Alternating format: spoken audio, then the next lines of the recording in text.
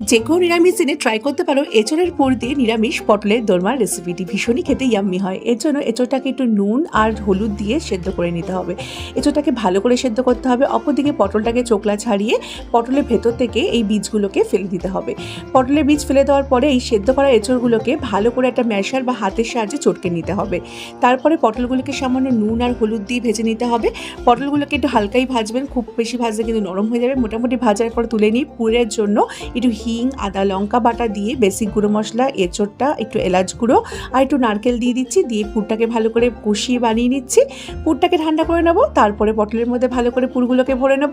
অপরদিকে একটু ঝোলের জন্য গোটা গরম মশলা আর জিরে ফোড়ন দিয়ে টমেটো, কাঁচা লঙ্কা বাটা, মানে টমেটো, আদা, কাঁচা লঙ্কা বাটা দিয়ে বেসিক গুঁড়ো মশলা দিয়ে তার মধ্যে একটুখানি কাজু বাটা, একটু চিনি, গরম মশলার গুঁড়ো আর ঘি দিয়ে মশলাকে ভালো করে কষিয়ে জল দিয়ে ঝোলটা বানিয়ে নিয়ে এই দোরমাগুলোকে, মানে পটলের দোরমাগুলোকে দিয়ে একটু ঢেকে রাখলেই রেডি। এইভাবে একটাবার কিন্তু তৈরি